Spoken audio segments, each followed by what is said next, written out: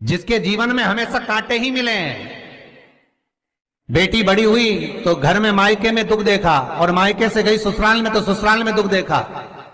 ससुराल में भी दुख देखने के बाद में भी पति को बहुत कुछ काम खुलवाया, बहुत धंधे खुलवाए, नौकरी लगवाई, पर वो पति बार बार छोड़ कर आ गया, बार बार तकलीफ भोग रहा है, बार बार कष्ट भोग रहा है।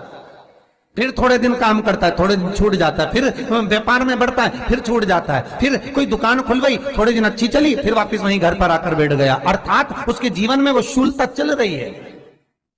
तो बाबा देवाधिदेव महादेव कहते हैं, ये 3 घड़ी 3 पल 3 नक्षत्र 3 समय 3 दिन में जो शूल मुझे समर्पित करता है, उसके जीवन से मैं शूल हटा देता। वो 3 दिन लिखे स्कंद पुराण।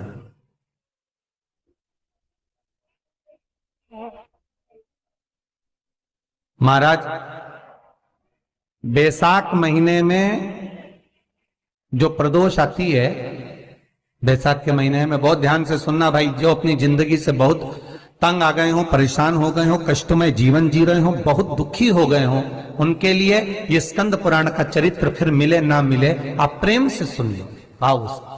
पहला, बैसाख महीने की प्रदोष,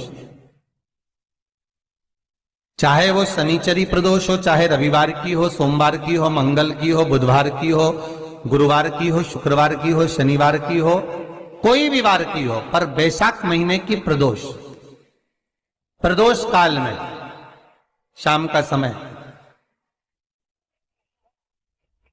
सूर्य डूब रहा हो, बस डूबा ही हो, और उस समय पर सूर्य के डूबन के तुरंत बाद बाबा को धतूरे के साथ में बेलपत्री ना चढ़ाते हुए बेलपत्री के वृक्ष के 7 कांटे बाबा के शिवलिंग पर समर्पित करे जाते हैं। महाराज, अपनी जिंदगी में अड़चनों को हटाने के लिए, फिर आप जिस व्यापार में उतरे, जिस व्यवसाय में उतरे, जिस नौकरी में उतरे, आप दिल से करें, आपको तरक्की मिलेगी। आप हार नहीं सकते, नीचे नहीं आ सकते, उन्नति पर ही चढ़ेंगे। एक